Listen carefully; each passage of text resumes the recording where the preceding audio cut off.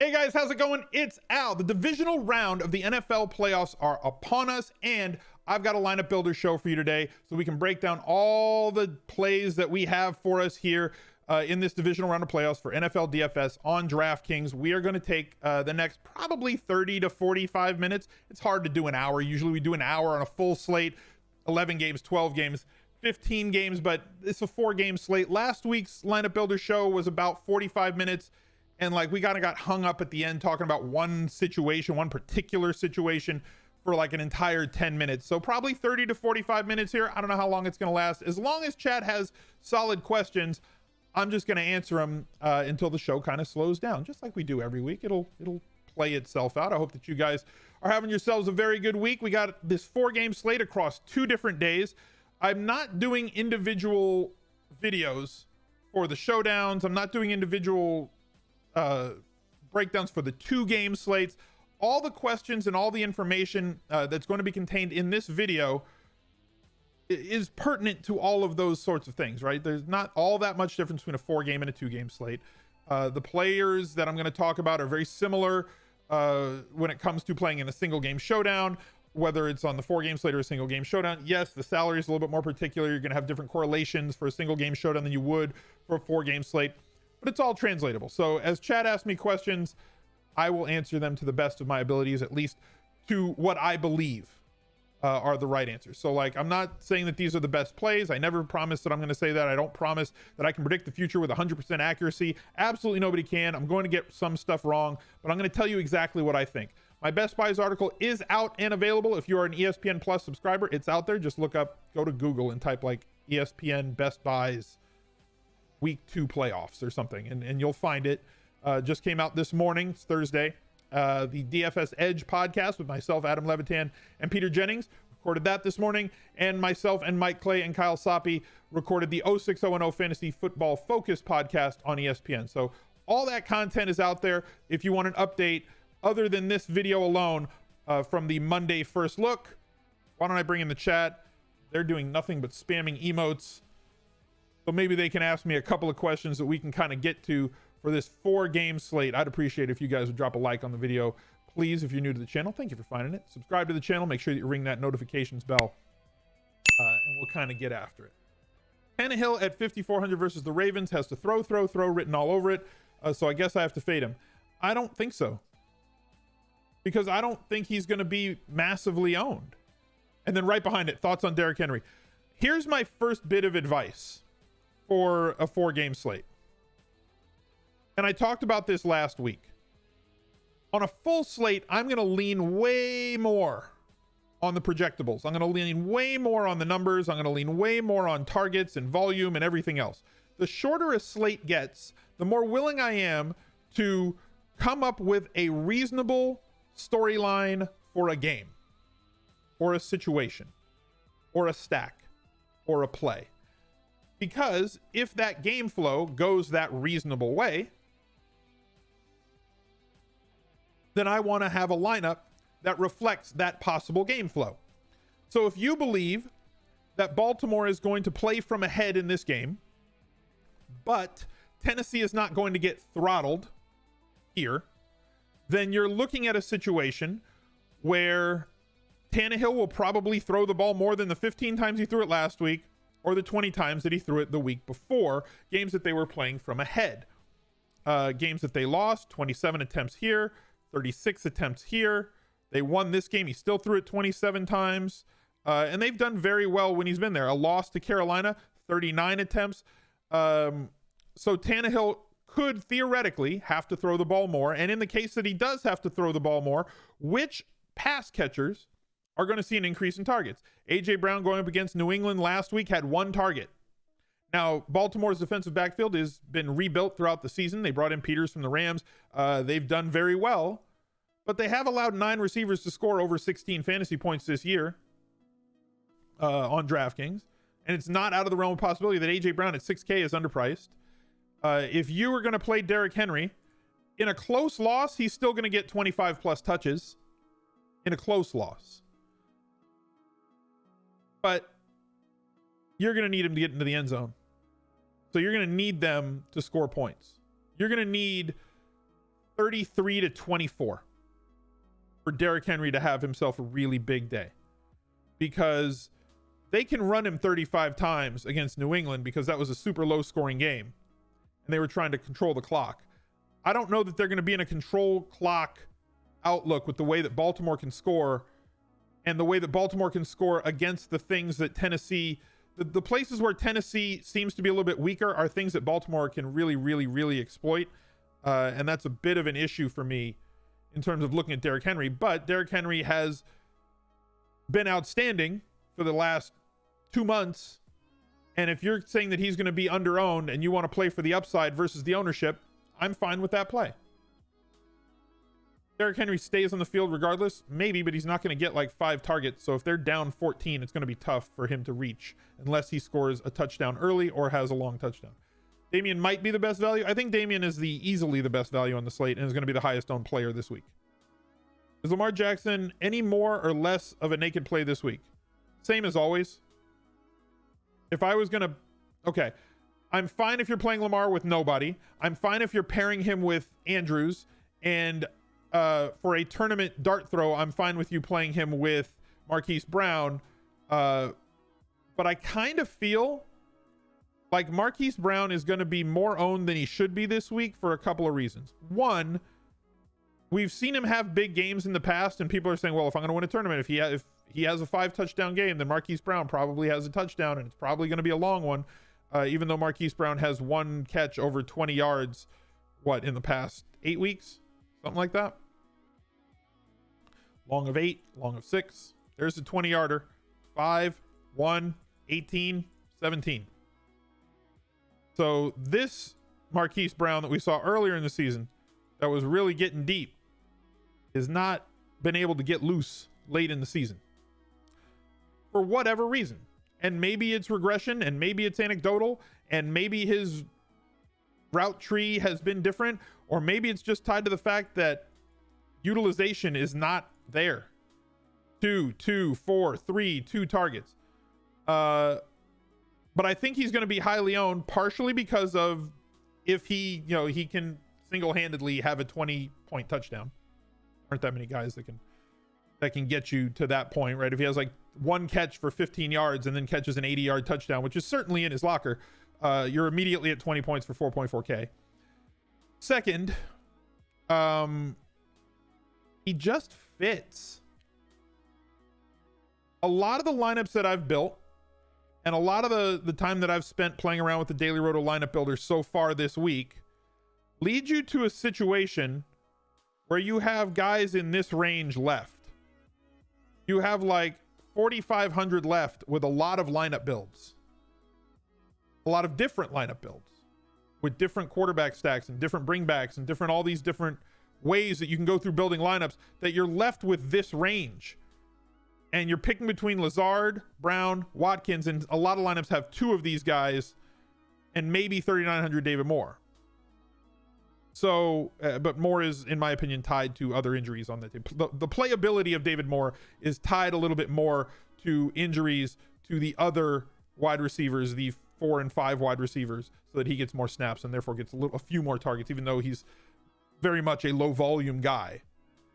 He gets a few more targets because he's on the field more with all these other guys out. So I think that Marquise Brown is going to be more owned, one, because of his upside, but also because would you rather play Marquise Brown or Watkins? People see 30-point games out of Brown possibly with 1 play. You don't see that out of Watkins very often. People don't see that out of Lazard very often. He's a big, sluggish, slower receiver. He's 6'4". He's not like this speed burner. It's just not different type of game. So Lazard does have touchdown equity, but he's got to get in there close, and he's probably 3rd or 4th on the pecking order in terms of who gets touchdown passes or scores touchdowns behind Aaron Jones and Devontae Adams and Jimmy Graham for Green Bay. Where Brown is like, he's also 3rd or 4th, but like he can score from deep where he shouldn't be able to score from deep. And because you're left in this range for that last man or last 2 men in, I feel like Marquise Brown's going to see a little bit of inflated ownership this week as a result. So just lineup building this week is leading towards more Marquise Brown than I think we should have. And Jay Shan, you just nailed it. Like 4,500 to 4,000 is going to be the death of me this week. That's where I keep ending up on a lot of lineups. Debo stack with Thielen comeback and vice versa. Sure. I'm not against that. We're playing Kittle though in that lineup, right? I assume. Right? We're not galaxy braining this. We're playing George Kittle, right? Right? We're playing George Kittle.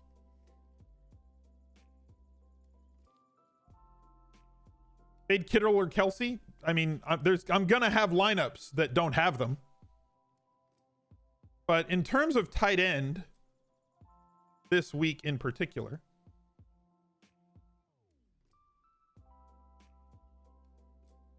this is new. Kelsey will practice. Okay, he's questionable because he's been on the thing all week. Whatever, he's playing. Teicher relayed that the tight end's knee issue should not keep him out of Sunday's game. Yeah, he's playing. He's an awesome play. So most weeks I am not an advocate of double tight end, meaning a tight end and then a tight end in the flex. But this week is different. I'm not going to go into detail about how great Travis Kelce is because you know. I'm not going to go into detail about how great George Kittle is because you know. And Andrews is expected to play. He is questionable, but he is going to officially be listed questionable, but they expect him to play because he missed practice this week, so they have to give him a designation. But I believe that this is where the majority of your tight end clicks are going to go. Kelce, Kittle, Andrews. And I believe that they are also viable in the flex because compare them to the other players around them price-wise. Usually, we have a running back or somebody that we can plug into the flex spot that grades out better than the wide receivers or the tight ends. Or we have tight ends that are priced more than wide receivers who are going to get more volume and are more downfield threats or have higher touchdown equity. But we don't really have that on this slate, save maybe AJ Brown. Williams is going to be in every lineup, right? So like most common roster builds are going to have probably Aaron Jones and Williams. They're going to have one of the wide receivers. You're probably going to have one of these tight ends. You know, like we'll probably end up in somewhere in this range. Some people are going to play Adams. They're going to play Hill. They're going to play Hopkins. They're going to play Metcalf. Probably going to play Brown. Thielen, if his ankle injury. Thielen's got he had a big cut that required stitches from practice. He got stepped on by a cleat. So I guess it's above the shoe. He's got a cut that required stitches and they're monitoring it. So if he goes, whatever. And then there's just nobody that you're really excited to play for. Let's say they play Debo, right? That leaves you with 5,000. Let's say we just plug a defense in there. And then even if you want to do this, that leaves you with 4,600. Like I said, you're going to end up in that range, right? Go Kelsey, 3,800. Leaves you in that range. If you go Kelsey and like Andrews, Andrews. Like this is going to be a very common lineup build. And now you have 4,100 to go. I'm not building a lineup to try and win a tournament here. I'm just telling you, this is the most common lineup build. And if you really want to get a little bit more money, you sub out him and you get him. Right? And you have probably the most common lineup build. And that's what I was telling you, that you're going to end up in this range at wide receiver. Right? So that's kind of where most people are going. And I believe that those three tight ends are probably the best plays. If we're going to punt tight end, I think Hollister is okay, but Jimmy Graham is more than likely the better play at tight end this week. If you're punting at 3,300, because of how bad Seattle's been in terms of limiting efficiency to opposing quarterbacks when they target their tight ends. If they get 6 or more targets this year, I think it's happened 11 times against Seattle. So in those 11 instances, 7 of those tight ends have either gotten the 100-yard bonus or scored a touchdown. and 7 other of those tight ends, like separately from that, and some of them are overlap, caught at least 6 balls. So if Jimmy Graham gets 6+ targets in this game, there's a very good chance that he exceeds value at 3,300 based on the efficiency that's allowed when quarterbacks target their tight ends against Seattle. So if you're going to punt the position, he's probably the best punt play, but obviously he's also thinner. You know, we've seen him get 1 target in games, and even the game last week where he had 7 targets, week 17 where he had 7 targets, left with 9 points. 9 points for 3,300 would be fine, and allows you to get whatever else you want. So, you know, he's got probably the meat of his bell curve is probably somewhere in the 6 to 10 point range, but there's an outlier game of 17 to 20 points in there if he wanders into the end zone and catches 5 balls. He's 33 for a reason, right? Like, I'm not saying he's the best play on the slate. I'm clearly telling you play some combination of Kelsey, Kittle, and Andrews, and possibly 2 of them. But if you want to punt the position, he's probably the best cheap guy. Or not probably, he is the best cheap guy. SF should bring the QB pressure this week. I mean, once you get to this level, right? Once we get to these level of teams, we start getting to really, really good defenses who all have good pass rushes. So, like, you've got the Vikings going up against the 49ers, and both of those teams are good at getting after the opposing quarterback. Outside of an outlier performance by a defense, and by outlier performance, I mean like maybe a punt return for a touchdown and then like a fumble return for a touchdown from a running back or a wide receiver, right? Not an interception, not a sack fumble, but a random fumble within the run of play. And I know all fumbles are random, but like I'm talking about one that comes directly from pressure is stuff that we can predict more than like, hey, the running back fumbled 12 yards downfield. I want to look for opportunities where we're going to get more opportunities for sacks, more opportunities for dropbacks. So if San Fran is going to pressure the pass, if you think San Fran's going to play and force the Vikings to drop back 35 plus times, then the Niners defense has more opportunities to get after Cousins, where Jimmy Garoppolo does not drop back all that much, although he does throw a lot of interceptions. He just doesn't drop back more than 22 times a game. Same with Lamar Jackson. Lamar Jackson can fumble, and he has thrown interceptions, but realistically speaking, he does not drop back more than 20 to 25 times a game.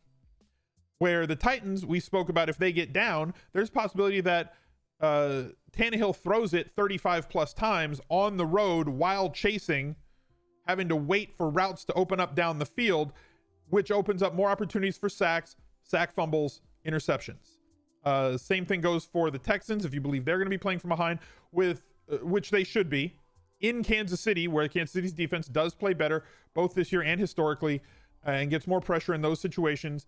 The Chiefs may not have the best defense in the league, but same as last year. DVOA, they weren't a great defense. Fantasy scoring-wise, they were a lot better defense because of the fact that they're playing from way ahead, which makes the other team pass, which gives you more opportunities, because opportunities to score on defense come from the pass plays and the pass rush specifically. Pressure leads to sacks. Those are fantasy points. Sacks lead to strip sacks. Those are fantasy points. Pressures and hurries lead to interceptions. Those are fantasy points. And all of those things lead to a touchdown coming back the other way. And then this game is close, but Seattle has allowed a lot of pressure on their quarterback in Russ Wilson. He's always under pressure. So sack floor there for him.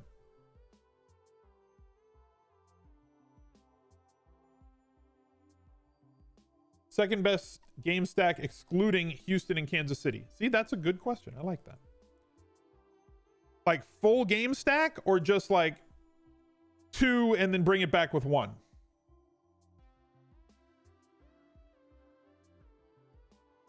Like, do you want to know 2 and come back with 1, or what are you looking for there?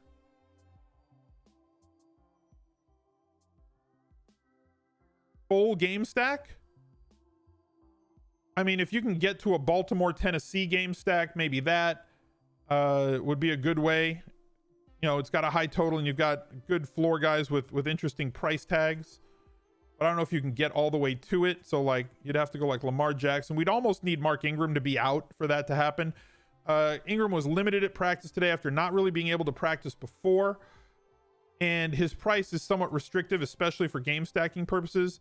But if Gus Edwards is a thing, if he can't go on the weekend and Gus Edwards becomes a thing, that leads you to be able to do that. That lets you get Henry in there. You'd probably have to have AJ Brown in that situation. You want Marquise and Andrews, and then you can fill the rest in with whatever you need to fill in. Would probably be my second game. And then third would be here, Seattle and Green Bay, where you can get a bunch of these dudes into the lineup. You know, if you want Aaron Jones, or if you want Roger, or sorry, if you want Aaron Jones. You want Rodgers, you want Wilson, you're probably going to play Aaron Jones. I'm going to fade both of those running backs in that stack. Probably going to play one of Metcalf and Lockett, Adams, Lazard. Going to have to play at least one of these guys and possibly two, leaving you with 4,200. Like there's ways to stack that game too. Obviously, Houston, Kansas City, some of the prices in this game are just way too cheap. Williams is way too cheap. He should be priced right near Aaron Jones.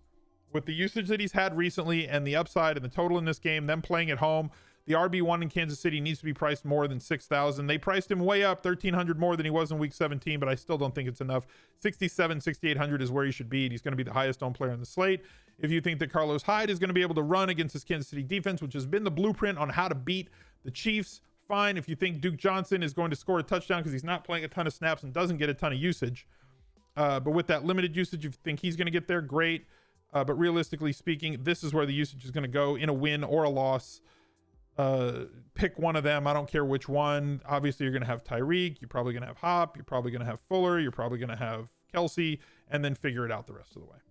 So there's certainly paths to getting there. Which game stacks do I think will be under-owned? None. I think different combinations and figuring out how to leverage the field is more important. So when we figure out where the ownership's going to be today and tomorrow on players, once we get final injury reports and all that sort of stuff, finding a different way to build the lineups. Like I went through that, what I believe is going to be the most common build. So finding a rational and reasonable different path to go, right? Whether it's at running back or whether it's at wide receiver or whether it's at tight end, would be something that would probably be more interesting to me. So like looking at the Seattle wide receivers, chat, DK Metcalf or Lockett, who's going to have higher ownership this week? I would guess it's going to be Metcalf, even coming off of two great games, because he's the fancy new toy and they're very similarly priced. So if he's going to catch more ownership, then Lockett's going to be probably your preferred tournament play to try and leverage the field, right? You're going to try and get the guy who's going to have less ownership. What if you stack Wilson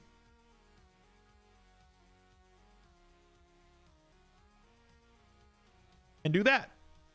What if you think those guys aren't going to catch the touchdowns? What if you think it's going to be a full-on variance game and David Moore is going to randomly catch a 20-yard touchdown and Hollister's going to have one or two once they get inside the red zone?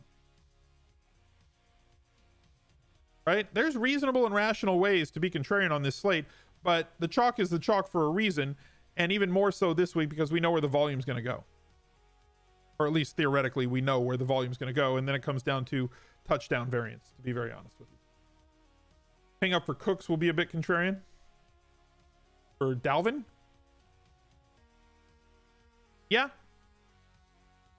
And we spoke last week about how even if they're winning or whether they're losing, Dalvin Cook still gets his volume. His fantasy point output this year has not changed in wins and losses in terms of an average. And you know he's going to get all the usage once they get around the goal line.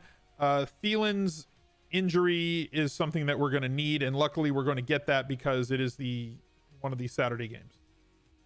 RBDST stack necessary in a small slate? No, not necessarily.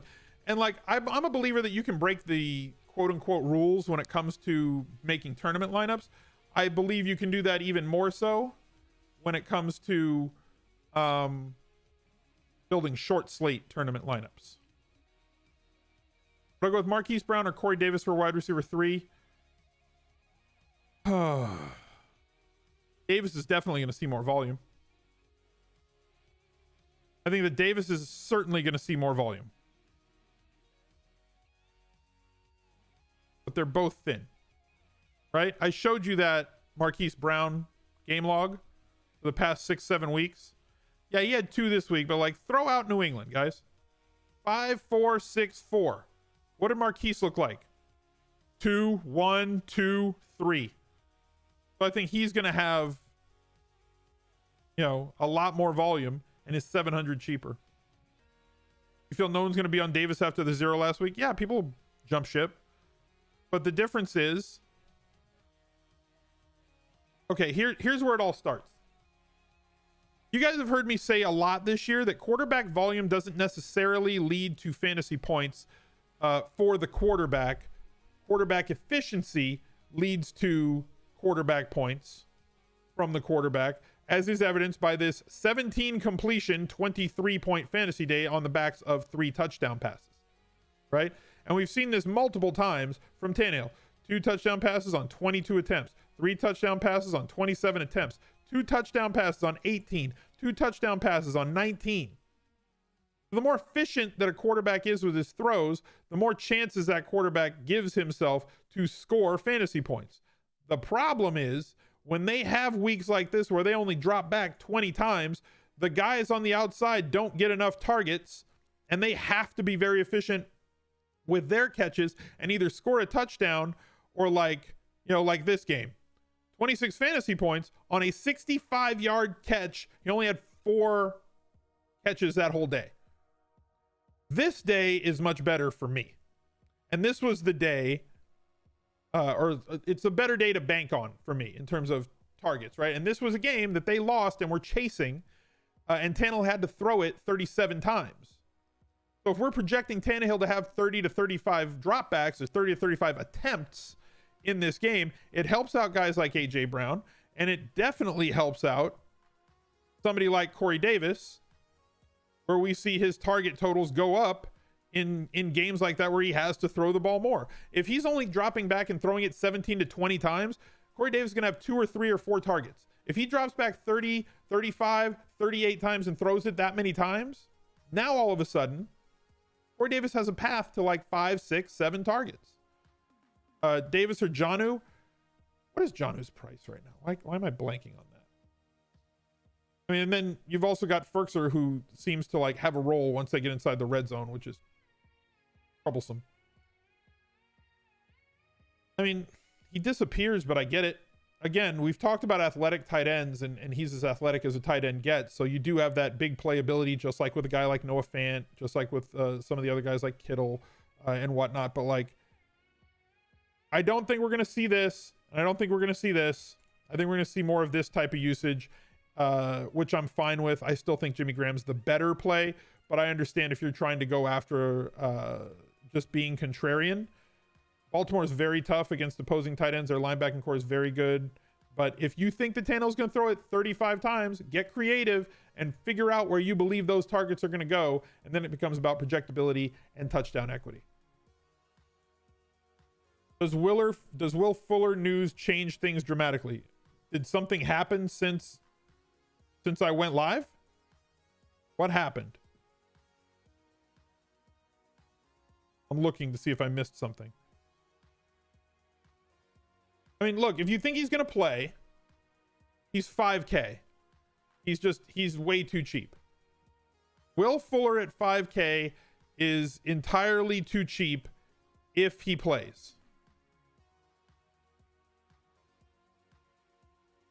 If he doesn't play, then the other guys are in play. Guys like Stills are in play. Possibly Duke is in play because they're going to have to throw it. And Watson thrives in situations where his team is losing or expected to lose. Any players I would lock for cash? Probably Damien. Probably at least one of the tight ends. One of the premium tight ends.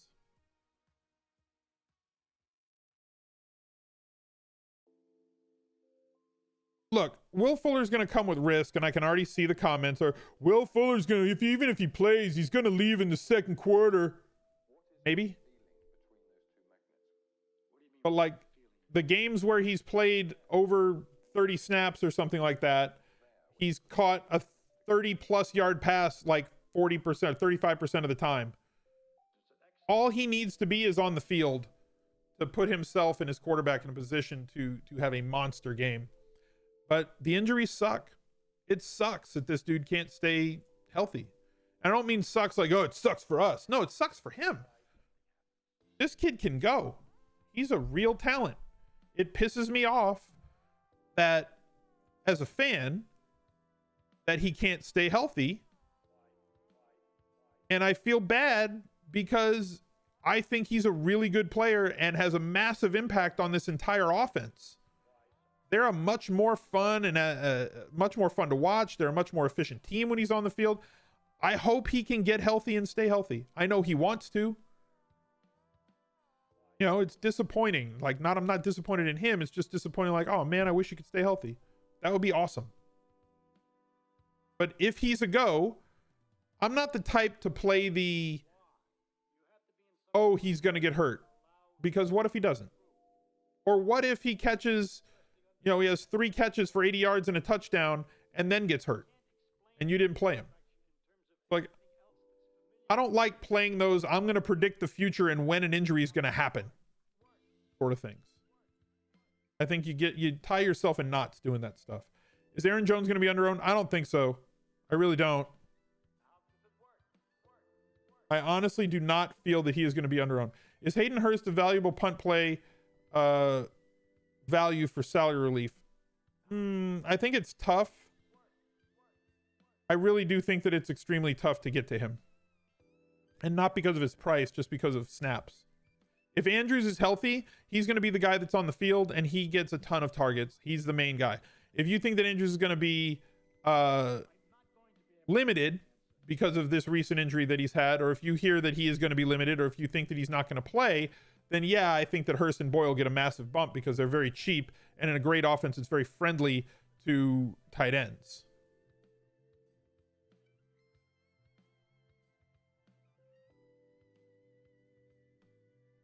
You're going to play Fuller if he's active? I think that that's smart.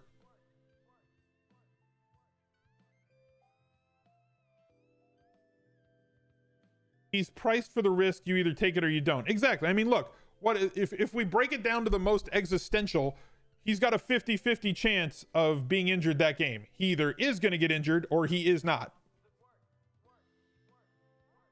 Lazard or Brown and Cash? Lazard. I think Adams will be higher owned than Aaron Jones, probably. What is the target share of Kansas City's receivers? It's tough because they didn't all play in all the games this year. So there are a lot of games where people were missing. Do I still think it's a 3 running back week in cash? No. I think you can. I think it's a 2 tight end week because of the pricing, but only because of the pricing. I think you could even pay and get a different wide receiver if you wanted to. But if you're going to go 3 running backs, I think that Aaron Jones and Williams and Mostert are probably the 3 best on the slate, unless you want to get up to Dalvin Cook. But Dalvin Cook on the road at San Francisco it's tough. I'm a big fan of the home teams this week. Thoughts on Shady McCoy? I mean, I ride with whoever the RB1 is, and right now the RB1 is Damien. I ride with whoever the RB1 is in an Andy Reid offense to finish that thought completely, because that's where the fantasy points have gone for the last 20 years, is to the RB1 in that offense. Kelsey Kittle or Kelsey Andrews? If you can afford Kelsey Kittle, if you like your lineup with that, that's where I want to go. Thoughts on Rodgers? He's fine if I'm playing him in tournament stacks, but I don't think that he's a necessary play. I wouldn't prioritize him at quarterback this week. And that's not to say that I think he's a bad quarterback. But it's like Mahomes and Jackson and Watson. And then the rest are okay. But in terms of ceiling games, Jimmy Garoppolo's got 3 games where he scored over 30 points on DraftKings this year. So yeah, we know that he's got 10-point ability, right? We know that he can have those 10-point games. but like Aaron Rodgers averaging 1.5 more points and he's 1,000 more. Ryan Tannehill is averaging more points than Aaron Rodgers and he's 1,100 less. So like it's Rodgers' price that's bothering me because he should be 6K on this slate and he's not. There's no way you can convince me that he should be 6,500 in that game. Any game to consider fading? No, not really. It's a great slate. This is an awesome slate of football. All 4 of these games are great. All 4. It's not a situation where like last week, it's like, okay, you know, this game looks like it's going to do this. We know where the ownership's going to be here. I think that the ownership's going to be somewhat spread out this week. I think that there's some tournament viable plays. I think that there's a lot of cash game plays. We know where some of the ownership's going to be on specific players. So if you want to fade those players for game theory reasons, I think that you can certainly do that. We talked through what I felt the most common lineup is going to be. And you can build tournament lineups with single, double stacks, bring it back with 1 player or 2 players on the other team. And how you want to build those, and then cycle through the chalk with those other plays to try to differentiate yourself from people in any manner that you want to go after it. But this is, as far as a 4-game slate can be somewhat straightforward, this slate is somewhat straightforward. We're not waiting on a whole lot of news. We're not waiting on a whole lot of inactives. And some of the games look like they're going to be, a couple of these games look like they're going to be close and very entertaining, and a couple of the other ones with big spreads do look like they could possibly shoot out. Even if the favored team covers, you could have situations where it's, you know, 35-24. That's a lot of touchdowns. So I do really like this slate. Wanted to say thank you for joining once again. Appreciate you guys showing up. I will have a first look up next Monday as well. We'll do a lineup builder show, but I'm leaving town for the FSGA conference next week in Las Vegas to kind of have meetings with people and rub elbows with some of the people in the fantasy industry. So I won't be on stream as often next week as I normally am, but thank you guys very much for tuning in here on the YouTube channel. There's a link to the Twitch channel in the description down below if you guys want to pop over and drop a follow. Would greatly appreciate that as well. Best of luck this weekend. Until that next video, I'll catch you guys later. Bye. He's a legend.